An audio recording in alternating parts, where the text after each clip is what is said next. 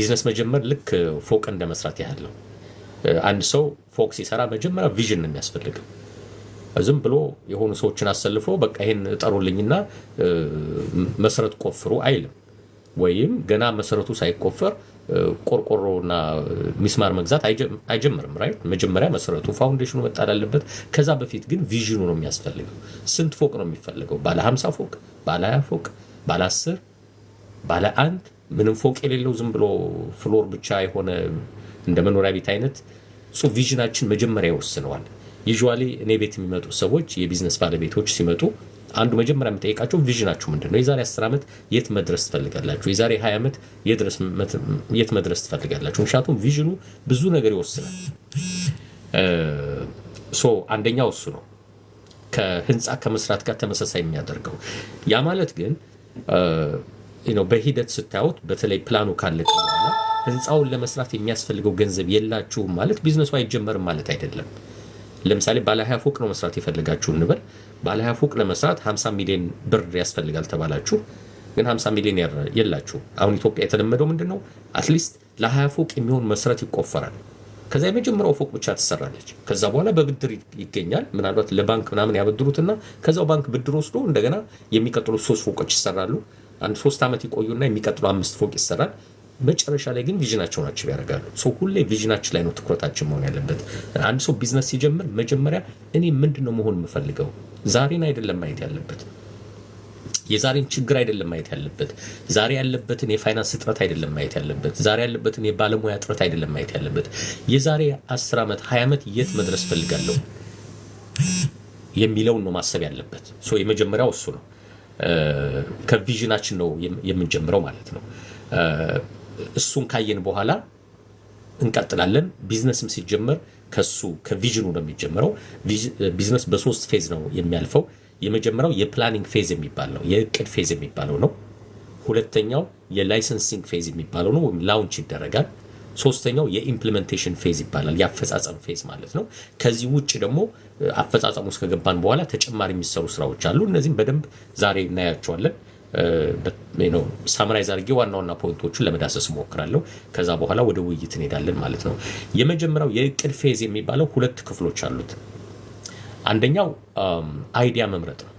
ምንድነው መስራት የምፈልገው? በቃ ሁሉ ጨዋታ ከዚህ ነው የሚጀምረው። ከአይምሯችን ነው፣ አይዲያው ላይ ነው መጀመሪያ የሚወሰነው። ቅድም እንዳልኩት ነው ፎቅ ለመስራት መጀመሪያ ምንድነው መስራት የምፈልገው? ዲዛይኑ ምናምን ላናውቀው እንችላለን፣ ግን አትሊስት ምን አይነት ህንፃ መስራት እንደምፈልግ ማወቅ አለብኝ። መጀመሪያ ከቢዝነስ አይዲያ ይጀምራል። ቢዝነስ አይዲያ ሲባል በሁለት መንገድ ልንመርጥ እንችላለን። ብዙ ጊዜ ስለው ሰምታችሁታል ስደጋግመው፣ አሁንም ከዚህ ጋር ሪሌቫንት ስለሆነ ደግመዋለሁ። አንደኛው ፕሮዳክሽን አፕሮች ይባላል። ሁለተኛው ማርኬቲንግ አፕሮች ይባላል።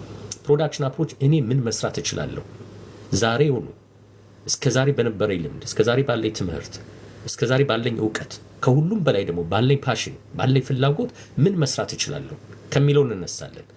ዛሬ አስበን ነገ ቢዝነስ ላይሰንስ ማውጣት የለብንም።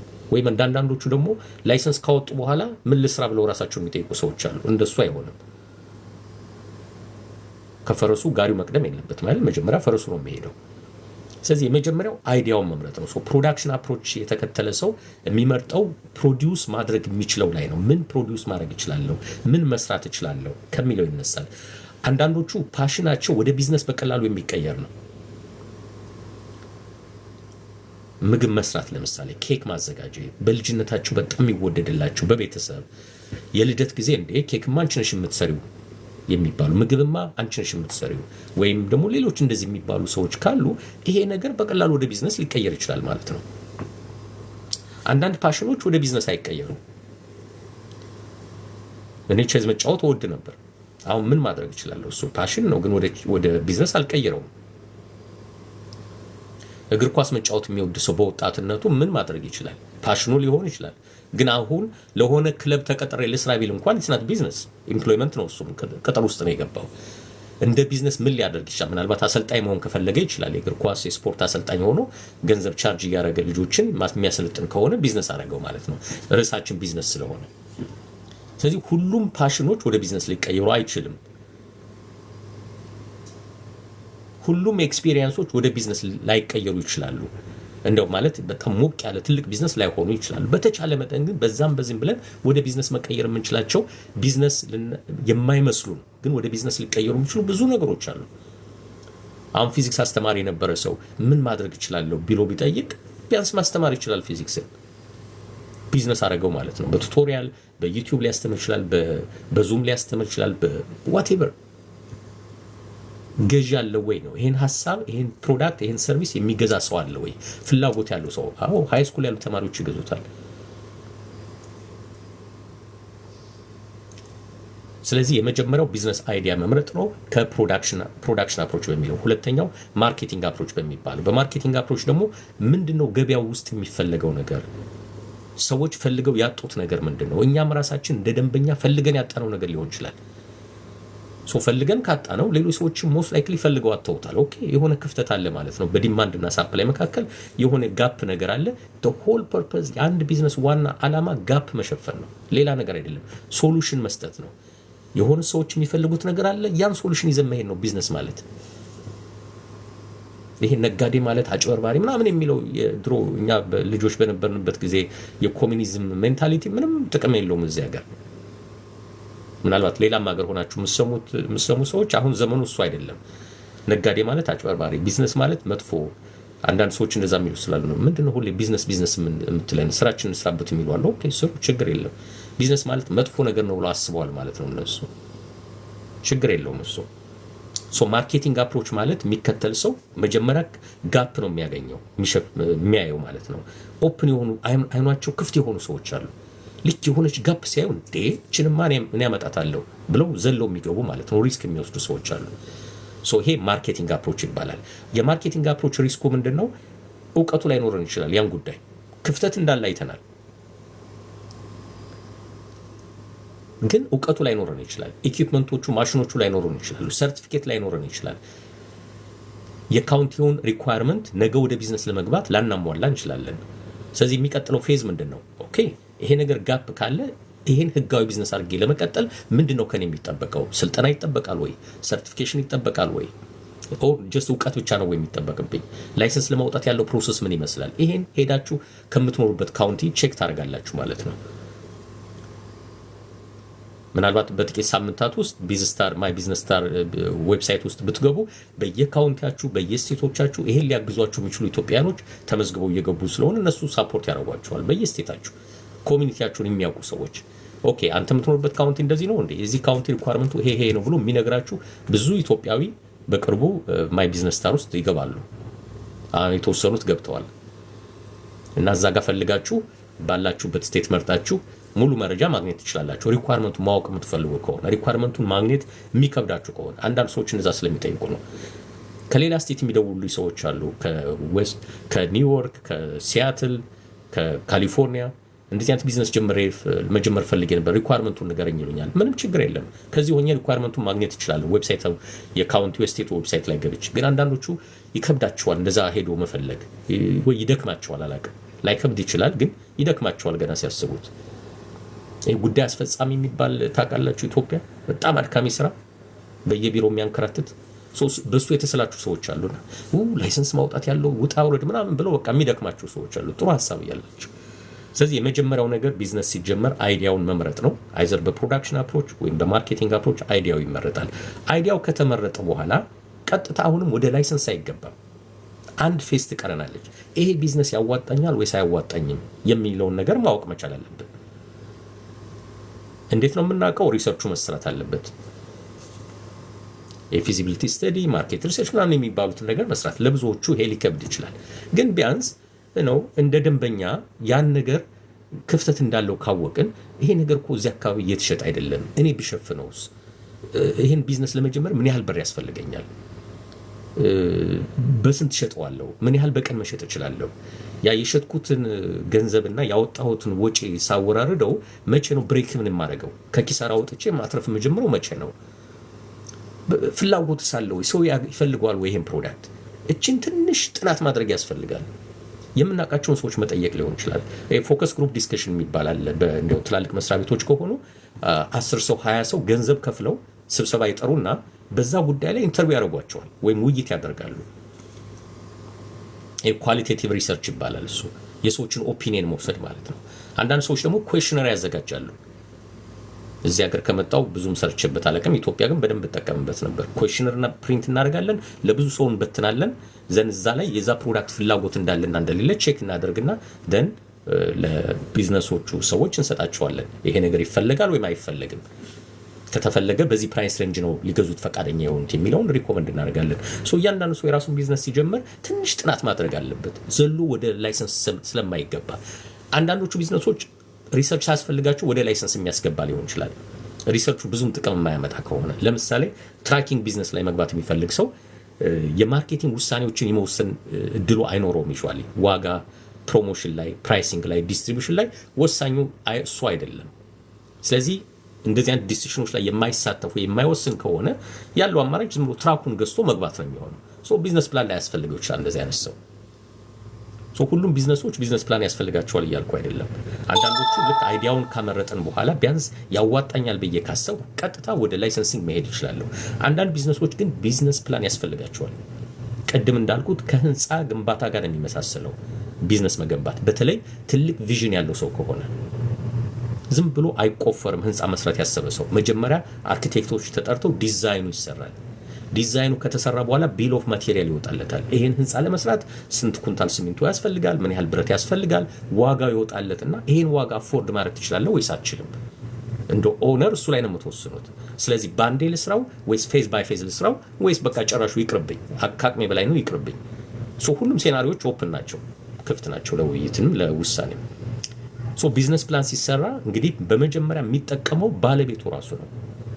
ብዙ ሰዎች ቢዝነስ ውስጥ ከገቡ በኋላ ከስረው ይወጣሉ። አንዳንዶቹ ስለ ቢዝነስ ውይይት መስማት የማይፈልጉም ከስረው የወጡት ናቸው። ግን ጥፋቱ ከነሱ ነው ማለት ምንድነው? እነሱ ላይ ብሌም እያረኳቸው አይደለም፣ ወይም አበሾች እያልኩ አይደለም። አፕቱ 70% የሚሆኑ ስሞል ቢዝነሶች አሜሪካ ውስጥ በመጀመሪያው ዓመት ከስረው ይዘጋሉ። እስከ 90% የሚሆኑት በ3 ዓመት ውስጥ ከስረው ይዘጋሉ ነው የሚባለው። በየቀኑ እኮ በመቶዎች የሚቆጠሩ ላይሰንሶች ናቸው የሚወጡት፣ እኛ ስለማናያቸው ናቸው። ሁሉም ላይሰንስ ያወጣል፣ ግን በቃ የሚፈጽም ሰው የለም። ምናልባት እዚህ ካላችሁ ሰዎች በኋላ ዩቲዩብ ላይ ሲጫን የምታዩት ሰዎች ላይሰንስ ይዛችሁ የተቀመጣችሁ ሰዎች ትኖራላችሁ። በቃ ጨክናችሁ ያልገባችሁበት ቢዝነስ ፕላን አልሰራችሁም፣ ምን አይነት ጉዳይ እንዳለው አልገባችሁም፣ በቃ ትታችሁታል። ግን አትሊስት ገንዘብ ኢንቨስት አድርገው የገቡ ሰዎች ግን አትሊስት የመጀመሪያውን ዓመት ሰርቫይ ማድረግ አለባቸው። እንዴት ነው ማድረግ የሚችሉት? ሶ መማር መወያየት ያለብን ለዚህ ፐርፐዝ ነው። ሶ ቢዝነስ ፕላን የሚያስፈልገው መጀመሪያ ራሳችን ለማሳመን ይሄ ቢዝነስ ያዋጣል ወይስ አይዋጣም፣ የሚያዋጣ ከሆነ ምን ያህል ገንዘብ ያስፈልገኛል፣ የሚያዋጣ ከሆነ ስትራቴጂ ምንድን ነው። ወደ 5 አይነት ስትራቴጂዎች መወሰን አለባቸው። ባለፈው ሳምንት ከአሮማ ኮፊ ጋር ያወራናቸው ማለት ነው። ባለፈው ሳምንት ያልነበራችሁ ወደ ዩቲዩብ ሄዳችሁ ልታዩት ትችላላችሁ። 5 ስትራቴጂዎች ላይ ማወቅ አለብን። በቃ ወስነን ነው የምንገባው። የመጀመሪያው ደንበኛ ማን ነው፣ ከሱ ነው ሁሉ ጨዋታ የሚጀምረው። ካስተመር ፕሮፋይል ወይም ከደንበኞቻችሁ ምን እንደሚመስሉ በጂኦግራፊና በዲሞግራፊ ማስቀመጥ። የት አካባቢ ነው ስራውን መስራት የምፈልገው፣ ይሄ ጂኦግራፊክ ሎኬሽኑን መምረጥ አለብን። ከዛ ደግሞ ጂኦግራፊው ራሱ በጣም ሰፊ አይነት ህዝብ ነው ያለበት። ዲሞግራፊ ትመርጣላችሁ፣ ወንድ ወይስ ሴት፣ ህፃናት፣ ወጣት ወይስ ሲኒየሮች። በእድሜ ካረጋችሁት በትምህርት ደረጃ ልታረጉ ትችላላችሁ። ዋትኤቨር እንደፈለጋችሁት፣ ግን ዲሞግራፊ ወይና ጂኦግራፊካሊ ደንበኛ ማን ነው የሚለው ግልጽ ስዕል ማየት መቻል አለብን። ቀጥሎ ፕሮዳክት ምንድን ነው፣ አገልግሎት ምንድን ነው የሚለው መወሰን አለብን። አንዳንዴ ደግሞ ይሄን አገልግሎት እንዴት አድርጌ ነው ማሰፋው? ምክንያቱም የ10 ዓመት ምናምን ፕላን ነው እያወጣን ያለነው። ለወደፊቱ ዛሬ በትንሹ ጀምሬ ለወደፊቱ እንዴት አድርጌ ነው ማሰፋው? ሁለት አይነት ዲቨርሲፊኬሽኖች አሉ፣ ሆሪዞንታል እና ቨርቲካል ይባላሉ። እሱ ሌላ ጊዜ ደግሞ በስፋት እናያቸዋለን። ሶ እንዴት አድርጋችሁ ልታሰፉት እንደምትችሉ ፕላን ታረጉታላችሁ። ቀጥሎ ፕራይሲንግ ስትራቴጂ ነው። በምን መንገድ ነው ዋጋ የምታወጡት? ስትራቴጂውን ነው ያልኩት። የእያንዳንዱን ዋጋ መተመን ሳይሆን ስትራቴጂው ምንድነው የሚለውን ማወቅ አለብን። ፕሮሞሽን እንዴት አድርጌ ነው ፕሮሞቱን ማደርገው? ወደ 5 የፕሮሞሽን ዘዴዎች አሉ። ሶ የፕሪንት ይኖራል፣ ኤሌክትሮኒክስ፣ ሶሻል ሚዲያ ይኖራል፣ ፐርሰናል ሴሊንግ ይኖራል፣ ሴልስ ፕሮሞሽን የሚባል አለ፣ ፒአር የሚባል አለ፣ ዳይሬክት ማርኬቲንግ የሚባል አለ፣ በራሳችሁ ዌብሳይት ማስተዋወቅ። የትኞቹን ዘዴዎች ነው የምትጠቀሙት? መጨረሻ ላይ ዲስትሪቢዩሽን እንዴት አድርጋችሁ ነው የምትሸጡት? ቢሮ ከፍታችሁ ሱቅ ከፍታችሁ ነው የምትሸጡት ወይስ በኦንላይን ነው የሚሸጠው? በኦንላይን ከሆነ በራሳችሁ ዌብሳይት ነው የምትሸጡት ወይስ በሰርድ ፓርቲ በእነ አማዞን በእነ ኢቤይ ምናምን ነው? በእነ አማዞን ከሆነ እና አማዞን እንዴት እንደሚሰራው ታውቃላችሁ? ያሰራራቸውን ስንት ኮሚሽን እንደሚወስድባችሁ ታውቃላችሁ ወይ? አጠቃላይ የአማዞን ፕሮሰስ ምን ያህል እንደሆነ ምን እንደሆነ ታውቃላችሁ ወይ? እነዚህ ነገሮች በሙሉ ተከታትለው መልስ ማግኘት አለባቸው ማለት ነው። ከዛ በኋላ አንድ ግለሰብ ብቻ ኦን የሚያደርገው ቢዝነስ ከሆነ ቀላል ነው። ላይሰንስ ለማውጣት ሲኬድ ቀጥታ የስቴቱ ዌብሳይት ላይ ተገብቶ ላይሰንስ ማውጣት ነው። 4-5 ሆናችሁ ከሆነ ቢዝነስ የምትጀምሩት ግን የድርጅት መመስረቻ ጽሁፍ በጣም ወሳኝ ነው። አርቲክል ኦፍ ኦርጋናይዜሽን ይባላል። የህግ ዶክመንት ነው። የእናንተ ባይንዲንግ ኮንትራክት ነው። በቃ መካካድ የሚባል የለም። ብዙዎቹ ኢትዮጵያውያኖች አንድ ላይ ስራ እንጀምርም አንድ ላይ ብንጀምርም መልሰን እንጣላለን። ብዙ ጊዜ በቃል ስለሚሆን ነው፣ በእምነት ስለሚሆን ነው። ኢቭን የቤተሰብ አባላት እንዴ ወንድሜ እንዴት ብዬ ፈርምልኝ እለዋለሁ። እንደዛ የሚባል ጨዋታ የለም።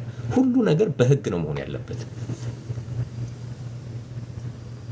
ልክ እንደኔ አይነት ሰዎች እየደወሉ እንደዚህ አይነት ጉዳይ አጋጥሞኛል የሚባል አይነት ስራ ውስጥ ብትገቡ ታውቁታላችሁ።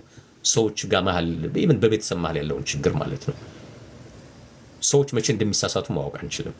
ስለዚህ ልክ ድመቷ ድስታቸውን አይከድኑም ሰው ሌባ ይላሉ እንዳለችው ድመቷ በኋላ አይ እንዴት ወንድሜ ካደኝ፣ እንዴት እህቴ ካደች፣ እንዴት ጓደኛዬ የምወደው ጓደኛዬ ካደኝ መባባል እንዳይመጣ በጽሁፍ ነው መሆን ያለበት። ደግሞ ስለፈለግና ስላልፈለግን አይደለም እኮ 4-5 ሆነን ወደ ባንክ ምን ሄድ ከሆነ ባንኩ ካምፓኒያችሁ ምን አይነት ነው ሲለን ሼር ምንድነው ኤስ ኮርፕ ወይ ሲ ኮርፕ ካልናቸው እና ፓርትነሮቹ 4-5 ነው ካልናቸው ጽሁፍ አምጡ ነው የሚሉን። እንዲሁ ዝም ብሎ ባንክ አካውንት መክፈት አይቻልም በዚህ ሀገር። በአሜሪካ ብዙ ሀገርም እንደዛ ይመስለኛል። እዛ ጽሁፍ ላይ ቼክ ፈራሚ ማን ነው፣ ስራ አስኪያጁ ማን ነው የሚለው በግልጽ መቀመጥ መቻል አለበት። እኛ ሀገር የተለመደው ግን ምንድነው 4-5 የሆኑና ለሆነ ሰው ገንዘቡ ይሰጠዋል። እሱ ሄዶ ላይሰንስ በራሱ ስምና በራሱ አካውንት ይከፍታል። ወይ 2 የሆኑና በ2 ስም ይከፍታል። 20 ሰው 30 ሰው ገንዘብ አዋጥቶ ሊሆን ይችላል፣ ወይ 10 ሰው ዋቴቨር ብቻ እንደ ፍላጎታቸው። መመስረቻ ጽሁፍ ግን የላቸውም፣ ፊርማ የላቸውም። ስለዚህ ያ ሰው ገንዘቡን ይዞ ቢጠፋ ሁለቱ ተመካከረው ገንዘቡን ይዞ ቢሄዱ ቀለጠ ማለት ነው። በጽሁፍ የሰፈረ ነገር ከሆነ ግን የትም እንደማይደርሱ ያውቁታል መጀመሪያውኑ። ስለዚህ የድመቷ ተረት አይደርስም ማለት ነው። ድስቱ ተከድኗል፣ ለሌባ ሲሳይ አይሆንም ማለት ነው። ስለዚህ በጽሁፍ መሆን አለበት። አርቲክል ኦፍ ኦርጋናይዜሽን መጻፍ አለበት ከቢዝነስ ፕላኑ ጎን ማለት ነው። ቢዝነስ ፕላኑ በተለይ በጋራ የምትሆኑ ከሆነ ያስፈልጋል። አምናችሁበት መግባት አለባችሁ። ከዛ ውጭ ደግሞ መታሰር አለበት በዶክመንት በህጋዊ ዶክመንት። ያ ዶክመንት ደግሞ ኖቶራይዝ መደረግ አለበት። ባለቤቶቹ ኖቶሪ ፊት ቀርበው መታወቂያቸውን አሳይተው መፈረም አለባቸው። ይሄንም ብለው እንግዲህ አይ ቲንክ በየሀገሩ አለ፣ ኢትዮጵያም አለ ይሄ ነገር። ይሄን በኋላ ዩቲዩብ ላይ ስለሚሰሙት ውልና ማስረጃ የሚባለው ጋር ሄዶ መፈራረም ያስፈልጋል። ህጋዊ ዶክመንት ማድረግ ነው። ሊሳሳቱ እንዳይችሉ አባሎቻችን ሊሳሳቱ እንዳይችሉ ለነሱ ብለን እንቅፋት መፍጠር አለብን ማለት ነው። በዚህ በኩል ሲሄዱ እንዲመቱ፣ በዚህ በኩል ሲሄዱ እንዲመቱ በህግ የታሰረ ነገር ስላለ ብዙ የሚያጋጥሙን ኬዞች ስላሉ ነው። የት ይደርሳሉ የተባሉ ትልቅ ቦታ ይደርሳል የተባለ ግሩፕ ተበታትኖ ስለምናገኘው ነው።